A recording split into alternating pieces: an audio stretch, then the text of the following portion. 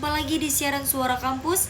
Saya Naula Septiana akan menghadirkan liputan seputar dunia perkuliahan pada hari Selasa 18 November 2025. Telah berlangsung pertemuan ke-11 di mata kuliah Teknik Reportase dan Investigasi Berita di semester 5 kelas D yang diampu oleh Bapak Dr. Adi Kusuma Esikom MSI.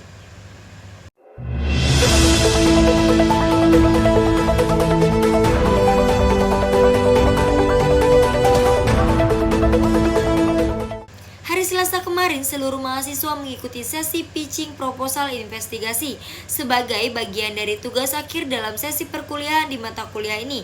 Setiap kelompok memaparkan isu yang akan mereka dalami melalui metode jurnalisme investigasi. Mahasiswa diminta untuk tidak hanya mengobservasi peristiwa di lapangan, tetapi juga mengembangkan sudut pandang investigasi, menggali data, mempertanyakan kejanggalan, dan mencari bukti dari setiap temuan.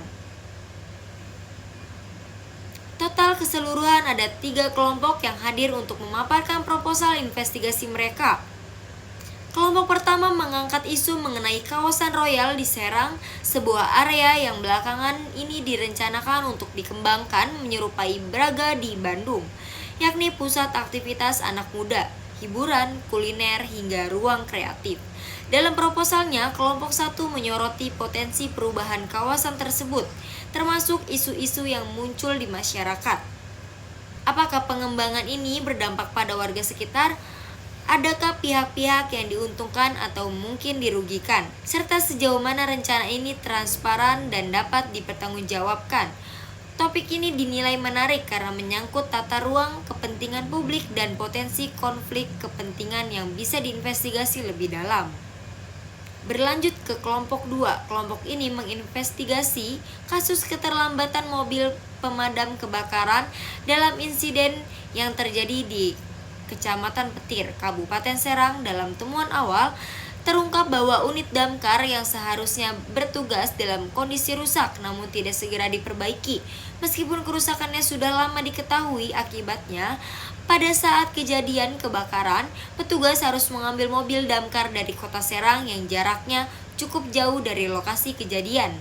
Hal ini menimbulkan sejumlah pertanyaan besar yang sangat layak diinvestigasi. Mengapa unit damkar yang rusak tidak segera diperbaiki?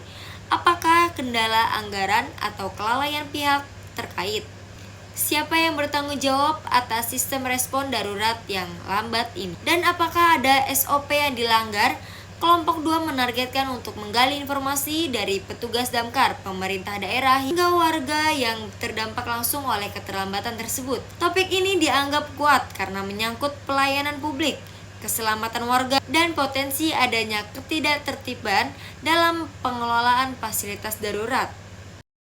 Sementara itu, kelompok 3 mengangkat topik awal mengenai King Mas Jong, sebuah penelitian yang lebih mengarah pada sejarah dan asal-usul. Namun, setelah mendengarkan pemaparan, Pak Adi memberikan arahan agar kelompok 3 mengganti topik. Alasannya, isu yang mereka ajukan belum memenuhi unsur investigasi karena lebih bersifat deskriptif dan tidak mengandung unsur dugaan, kejanggalan, atau konflik yang bisa ditelusuri. Pak Adi menegaskan bahwa investigasi harus menggali masalah, bukan hanya menceritakan kembali sejarah. Oleh karena itu, kelompok 3 diarahkan untuk mencari isu yang lebih kritis, memiliki potensi penyimpangan, dan mengandung pertanyaan besar yang layak dibongkar melalui jurnalisme investigasi.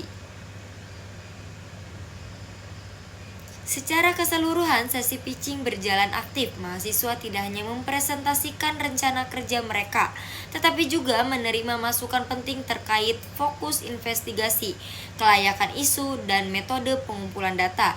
Kegiatan ini diharapkan mampu mengembangkan kemampuan mahasiswa untuk menelusuri fakta secara mendalam dan menghasilkan liputan investigasi yang kuat, tajam, dan bertanggung jawab. Demikian laporan kegiatan hari ini.